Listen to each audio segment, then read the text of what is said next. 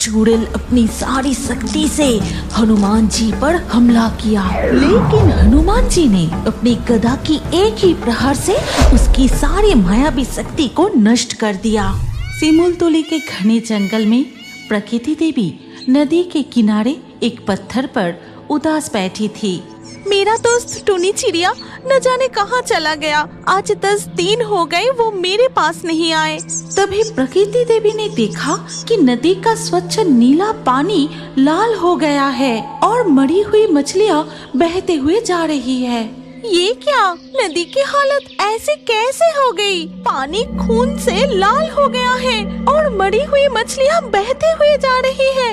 इधर सिमुलतुली के जंगल से कई कोस दूर एक डरावनी चुड़ैल नदी के पानी में खड़ी होकर कहती है, आज मैं पानी के नीचे सांस लिए बिना रहने की तपस्या में सफल हुई हूँ। पानी अब मेरे इशारों पे नाचेगी।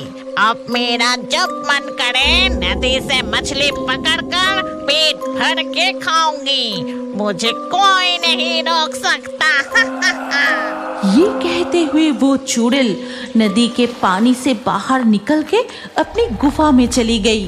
फिर चुड़ैल पिंजरे में बंदी टुनी चिड़िया से कहती है, सिर्फ तुझे पता है कि इस जंगल की प्रकृति देवी कहाँ रहती है। मैंने उसे बहुत ढूंढा लेकिन कभी दिखाई नहीं दिया। मुझे कुछ नहीं पता, मुझे छोड़ दो। मुझे कैद क्यों किया? मैं किसी प्रकृति देवी को नहीं जानती। मुझे पता है कि कोई इंसान या अशुभ आत्मा के आभास मिलते ही प्रकृति देवी जंगल में कहीं अदृश्य हो जाती हैं। सिर्फ जंगल के पशु पक्षी ही उसे देख सकते हैं। जल्दी बता, प्रकृति देवी कहाँ रहती है? मैं सच में प्रकृति देवी को नहीं जानती। उससे तुम क्यों कैद करना चाहती हो? अगर मैं एक बार प्रकृति देवी को पकड़ लूं, तो मैं उनकी प्रकृति शक्ति की आत्मा छीन लूंगी। फिर मैं बनूंगी 3 शक्तियों की मालिक। इसके बाद वो चुड़ैल पिंजरे में कैद टुनी चिड़िया को गुफा से बाहर ले आई और उसे आंगन में रख दिया। मेरी हासिल की गई 2 मायावी शक्तियों के बारे में तुझे कोई अंदाजा नहीं है। देखेगी मेरी ताकत। ये कहते हुए चुड़ैल मुंह खोलकर आग निकलने लगी और उसी आग से अपनी चूल्हा जलाया। फिर चूल्हे के पास रखी मछलियों को गरम तेल में अच्छे से तलने लगी। गुफा के बाहर ये सारी घटना दूर से देख रहा था एक बाघ। तभी वो बाघ दौड़ता हुआ प्रकृति देवी के पास पहुंचता है।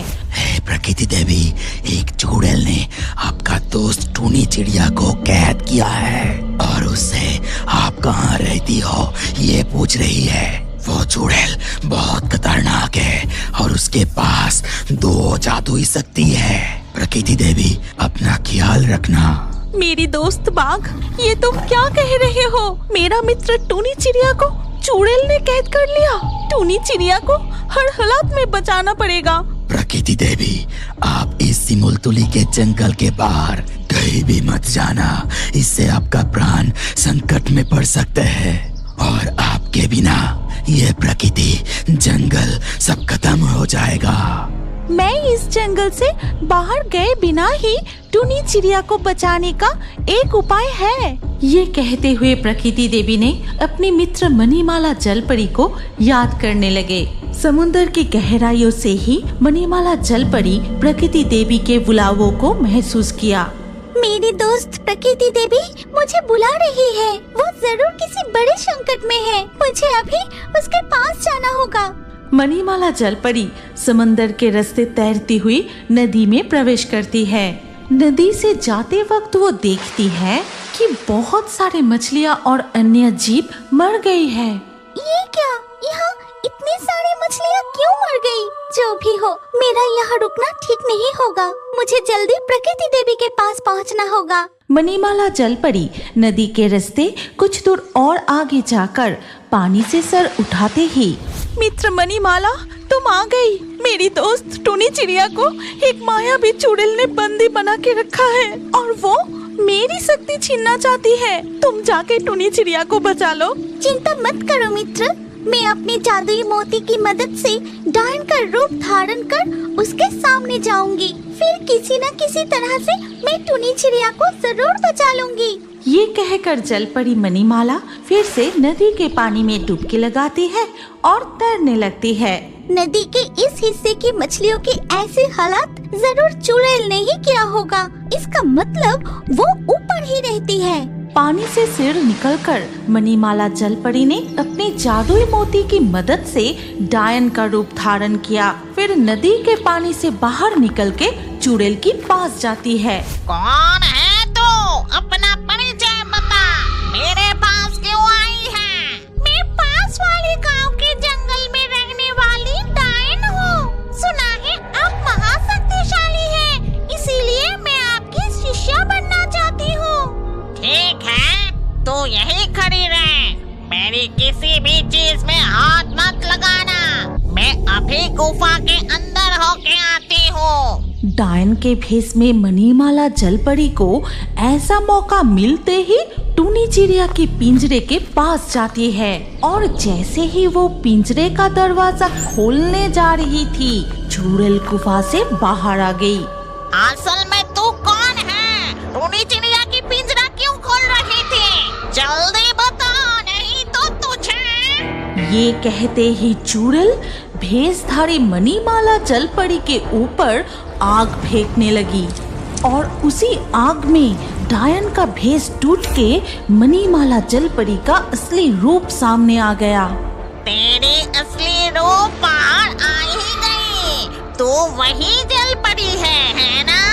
अब तू भी मेरे हाथ से बच नहीं पाएगी। चुड़ैल अपनी जादुई शक्ति से मणिमाला जल परी को बंदी बना लेती है और वो वहाँ ही पड़ी रही। फिर टूनी चिड़िया को पिंजरे से बाहर निकल के उसकी गला पकड़ के कहती है, बता, प्रकृति देवी कहाँ रहती है? बताएगी या तुझे?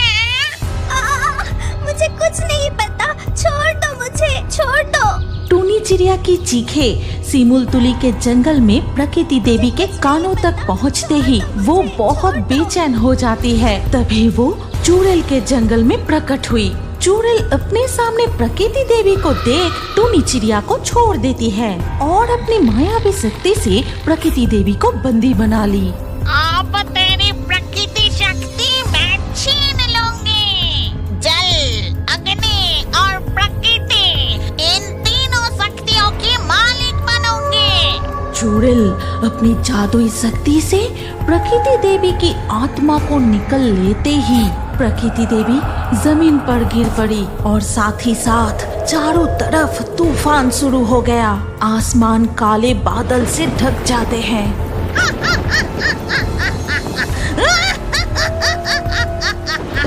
ऐसी भयानक स्थिति को देखकर जंगल के सभी जानवर और पंछी मिलकर भगवान पवन पुत्र श्री हनुमान जी का आह्वान करने लगे और उन सब की प्रार्थना सुनकर श्री हनुमान जी तुरंत वहाँ प्रकट हुए। चुड़ैल, ये अन्याय बंद कर। अभी प्रकृति देवी की आत्मा लौटा दे, नहीं तो। तू कौन है जो मुझे आदेश दे रहा है? मैं अब तीनों महाशक्तियों की अधिकारिणी हूँ। जल, अग्नि, प्रकृति सब मेरी मुट्ठी में है। चुड़ैल, तेरे ये अशुभ शक्ति और अत्याचार का आज ही विनाश होगा। चुड़ैल अपनी सारी शक्ति से हनुमान जी पर हमला किया, लेकिन हनुमान जी ने अपनी गदा की एक ही प्रहार से उसकी सारी मायावी शक्ति को नष्ट कर दिया। तभी चुड़ैल बटी उठाए मणिमाला जल परी को पकड़ के कहने लगी, तुम यहाँ से चले जाओ, नहीं तो मैं जल परी को काट के टुकड़े टुकड़े कर दूंगी। उसी समय हनुमान जी अपनी गदा से चुड़ैल पर जोरदार प्रहार किया और उसी प्रहार से चुड़ैल मर जाती है। तभी टूनी चिड़िया ने बोली, प्रभु, अगर प्रकृति देवी को बचाया नहीं गया तो ये प्रलय नहीं रुकेगी। फिर हनुमान जी प्रकृति देवी के पास जाकर अपनी गदा स्पर्श कराते ही प्रकृति देवी की आत्मा लौट आती है। प्रकृति देवी की जान लौटते ही तूफान थम जाता है। आसमान से बादल साफ हो गया और नदी के पानी भी स्वच्छ हो गया। हे बजरंगबली, आपके आशीर्वाद से केवल मैं नहीं, ये पूरी प्रकृति फिर से जीवित हो गई। आपका धन्यवाद प्रभु, आपने मेरा भी जान बचाई। जंगल के सभी जीव जंतुओं मिलकर खुशी से भगवान श्री पवन पुत्र हनुमान जी के जय जयकार करने लगे। जय बजरंगबली, जय श्री पवन पुत्र हनुमान जी की जय, जय श्री पवन पुत्र हनुमान जी की जय। जहाँ भी प्रकृति या जीवों पर अन्याय होगा, रक्षा करने में आऊंगा। इसके बाद से सिमुलतुली के जंगल और भी सुंदर हो जाती है। प्रकृति देवी, उनकी प्रिय मित्र मणिमाला चल पड़ी और टुनी चिड़िया मिलकर प्रकृति को और भी अच्छे से रक्षा करने लगी। राजगढ़ के ऊंचे पहाड़ों से बहती झरने की धारा के ठीक पास से एक घना जंगल शुरू हो जाता है और उस जंगल में एक छोटी लाल परी उड़ती हुई घूम रही थी। ये जंगल कितना सुंदर है, कितने सारे पेड़ पौधे, कितने सारे फूल, रसीले मीठे फल, चारों ओर पंछी की आवाज, कितनी सुंदर तितलियां उड़ रही है, चारों ओर कितना सुंदर है। ठीक उसी समय घने जंगल की एक गुफा में आग के सामने एक चुड़ैल साधना कर रही थी, लेकिन अचानक उसका ध्यान टूट गया। मुझे कुछ मीठी सी खुशबू आ रही है, लेकिन ये खुशबू किसी फूल या पक्के फल की तो नहीं है। ये इतनी सुगंधित किस चीज की हो सकती है? ये सोचकर चुड़ैल वो सुगंध कहाँ से आ रही है ये देखने के लिए गुफा से निकलकर इधर उधर देखने लगी। तभी वो छोटी लाल परी को इधर उधर घूमती हुई देखती है। ये तो एक छोटी लाल परी है।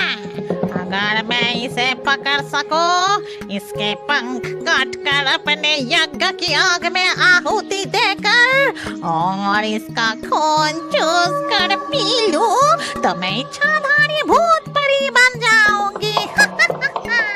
ये कहकर चुड़ैल उस छोटी लाल परी का पीछा करने लगी। फिर लाल परी के पास जाकर चुड़ैल एक बूढ़ी औरत का रूप धारण कर लेती है। बहुत कष्ट आ रही है। और ये आवाज छोटी लाल परी के कानों तक पहुंचती है। तभी वो उसके पास आती है। तुम्हें क्या हुआ है? बहुत तकलीफ हो रही है क्या? हाँ, बहुत तकलीफ हो रही है। लकड़ी काटते समय ये मेरी क्या हालत हो गई। तुम चिंता मत करो, मेरे हाथ पकड़कर खड़े हो जाओ, फिर बताओ तुम्हें और क्या चाहिए? तभी वो बूढ़ी चुड़ैल छोटी लाल परी का पंख पकड़ लेती है और हंसते हुए अपना असली रूप धारण करती है।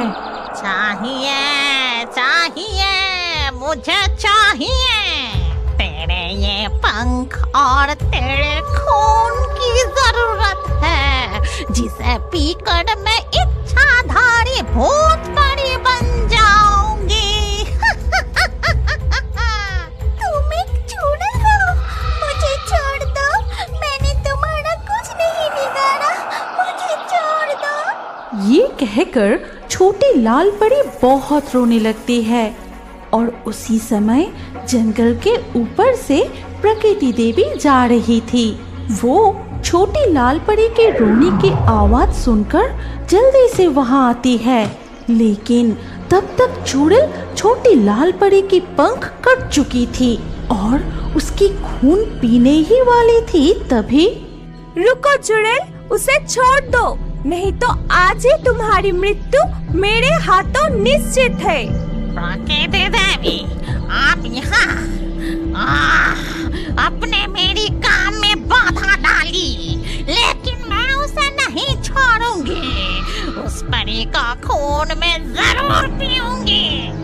ये कहकर चुड़ैल छोटी लाल परी की पंख लेकर वहाँ से अदृश्य हो जाती है। अब तुम मुझे बताओ, तुम कौन हो, यहाँ क्या कर रही हो? चुड़ैल ने तुम्हें कैसे पकड़ा? मैं लाल परी हूँ। राजगढ़ पहाड़ के चढ़ने के पीछे हमारे परियों की देश है।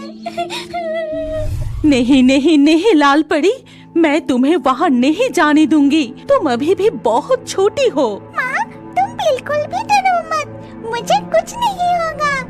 मैं पृथ्वी राज्य के जंगल में घूमकर जल्दी ही वापस चली आऊंगी। सुन लो लाल परी, अगर तुम्हारे पंख को कोई चोट लगी तो तुम कभी भी वापस नहीं आ पाओगी। तुम्हें हमेशा हमेशा के लिए पृथ्वी पर ही इंसान बनकर रहना होगा। फिर मैं परी राज्य से झरने की जादुई रास्ते पार करके जंगल में आई और इधर उधर उड़ते हुए खूबसूरत जंगल को देख रही थी। तभी ठीक है, तुम चिंता मत करो, मैं तुम्हारे साथ हूँ। अब मैं जैसे जैसे कहूँगी तुम बस वही करना। इसके बाद प्रकृति देवी जादू से जंगल में बहती नदी में एक छोटी नाव ले आती है। जाओ लाल परी, तुम उस नाव में बैठ जाओ। जब तक तुम्हारी नाव कोई रोकता नहीं तब तक तुम नाव से नहीं उतरोगी। और सुनो, अगर कोई तुम्हारा नाम पूछे तो अपना नाम रेशमी बताना। प्रकृति देवी के कहे अनुसार लाल परी उस नाव में बैठ जाती है और नाव तुरंत आगे बढ़ने लगती है। नाव बहते बहते बहुत दूर चली जाती है। तभी अरे ये क्या? ये तो एक छोटी लड़की है। ये अकेला नाव से कहाँ जा रही है? तब वो बूढ़ा मछुआरा जल्दी से उसके पास नाव लेकर जाता है। ए लड़की, उठो, तुम अकेली नाव से कहाँ जा रही हो? मैं रेशमी, लेकिन ये मैं कहाँ आई हूँ? मुझे बहुत प्यास भी लगी है। क्या तुम मुझे पानी पिला सकते हो? इस बीच नदी में पानी कहाँ मिलेगा बेटी? तुम चलो मेरे साथ, मेरे घर चलो। वहाँ तुम्हें कोई डर नहीं। वहाँ एक दादी मिलेगी तुम्हें। इसके बाद रेशमी उस बूढ़े मछुआरे के साथ उनके घर जाती है। तभी अरे भाग्यवान, देखो मैं किसे लाया हूँ। तुम्हें पोती बहुत पसंद थी। देखो भगवान ने तुम्हारे लिए एक छोटी पोती ही भेज दी है। अरे ये कौन है? कितनी सुंदर और कितनी मासूम है। तुम्हारा नाम क्या है बेटी? अच्छा, वो सब बाद में पूछना। पहले इसे घर के अंदर तो ले जाओ। बेचारी को खाने के लिए कुछ दो और पानी दो, उसे प्यास लगी है। इसके बाद वो बूढ़ी रेशमी को घर के अंदर ले जाती है। फिर एक थाली में थोड़ा चावल, नमक और मिर्च खाने के लिए देती है। घर में बस इतना ही था बेटी। बूढ़ा हो गया है, ज्यादा मछली नहीं पकड़ पाता। जो मिलता है उसे बाजार में बेचकर थोड़ा ही चावल लाता है। तुम चिंता मत करो दादी, मैं ये खाना खा लूंगी। मुझे कोई तकलीफ नहीं होगी। रेशमी, तुम्हारे माता पिता, रिश्तेदार कहाँ रहते हैं? तुम्हारा घर कहाँ है बेटी? ये बात मुझसे मत पूछो दादी। एक भयानक संकट में मैंने सब कुछ खो दिया है, सब कुछ। मैं नहीं जानती कि फिर से मुझे मेरी सब कुछ कब वापस मिलेगी। मुझे नहीं पता दादी, मुझे नहीं पता। इसके बाद से रेशमी उस बूढ़े मछुआरे के घर ही रहने लगती है। दिन बीतने लगे। ऐसे ही एक दिन रेशमी बेटी, बहुत दिनों के बाद लौकी उगी है, जरा तोड़ के लाओगी? आज हम लौकी की सब्जी बनाएंगे। मैं अभी तोड़ कर लाती हूँ दादी।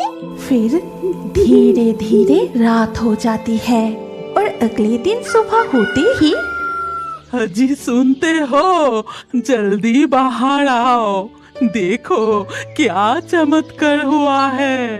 क्या हुआ भाग्यवान? तुम्हारा दिमाग क्या खराब हो गया है? सुबह सुबह इतना जोरों से क्यों चिल्ला रही हो? अरे देखो देखो, लौकी के पौधे फल से भर गया है। इधर टमाटर बैगन की पौधे फल फूल से भर उठा है।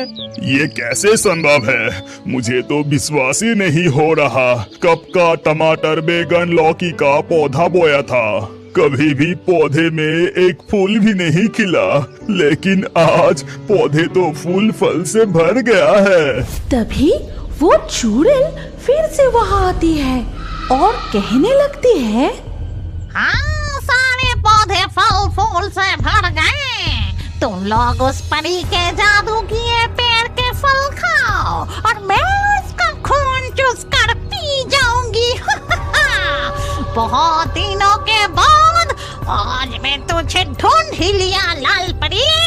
हे भगवान, ये तो चुड़ैल है और परी यहाँ कहाँ से आएगा? ये किसका खून पीने की बात कर रही है? इस बीच चुड़ैल छोटी लाल परी की तरफ बढ़ती है, फिर उसका गला पकड़कर उसे काटने ही वाली होती है। तभी एक भाला आकर उस चुड़ैल की पीठ पर वार करती है। ठीक उसी वक्त वहाँ प्रकृति देवी के साथ छोटी लाल परी की माँ भी आती है। माँ, तुम आ गई हो। वो दुष्ट चुड़ैल ने मेरे पंख काट दिया माँ। वो मेरा खून चूस के अपना ताकत बढ़ाना चाहती थी। चुड़ैल, मैंने तुझे पहले भी चेतावनी दी थी, लेकिन तुम अपने लालच को नियंत्रित नहीं कर सकी, इसीलिए मुझे मजबूर होकर तुम्हें ये सजा देनी पड़ी। अब डरने की कोई बात नहीं बेटी, मैं आ गई हूँ। प्रकृति देवी मेरे पंख का हिस्सा लेकर तुम्हारे लिए नए पंख बना देंगे, फिर हम परी राज्य में वापस चले जाएंगे। इसके बाद प्रकृति देवी माँ परी के पंख से एक पंखुड़ी लेकर छोटी लाल परी के कंधों पर स्पर्श करके मन ही मन मंत्र जपते ही छोटी लाल परी के भी 2 सुंदर पंख बन जाते हैं। अब तो सचमुच रेशमी बेटी हमें छोड़कर परी राज्य लौट जाएगी और हम फिर से अकेले हो जाएंगे। हमारे दोनों बेटे शहर जाकर शादी करके वही रह गया, हमसे कभी मिलने भी नहीं आया, हमारा कोई खबर नहीं लेता। रेशमी को पाकर हम सारे दुख दर्द भूल गए थे, लेकिन अब दादाजी, तुम दोनों दुखी मत हो। मैं तुमसे मिलने के लिए कभी कभी आ जाऊंगी, वादा करती हूँ। इसके बाद प्रकृति देवी वहाँ से अदृश्य हो जाती है और लाल परी अपनी माँ परी के साथ वहाँ से उड़कर झरने की जादुई रास्ते से फिर से परी राज्य में वापस चली जाती है। क्या अब बड़े होकर भी कार्टून देखना पसंद करते हैं? तो अपना नाम कमेंट करें और हमारे पिछले वीडियो से लाकी ड्रॉ में चुने गए नाम हैं हीरा, सकीब, करिश्मा, अमृत, मौसुमी, पूर्णिमा, संजीव, इरफान, अमन, सोना, जनवी, विकास, स्नेहा, प्रांजल, सुसिम। जिन दर्शकों ने हमारे चैनल को सब्सक्राइब करके फिर कमेंट में अपना नाम लिखा, हमारे अगले वीडियो में उन्हीं के नाम चुने जाएंगे। इसीलिए रियोबर्ड्स हिंदी यूट्यूब चैनल को जरूर सब्सक्राइब करें और स्क्रीन पर आई हमारी अगली कहानी भी देखें। उसमें भी आपका नाम हो सकता है। अगर नाम नहीं आया तो अगले वीडियो में आपका नाम लिख दीजिए। सोच क्या रहे हैं? जल्दी से क्लिक करके देखिए।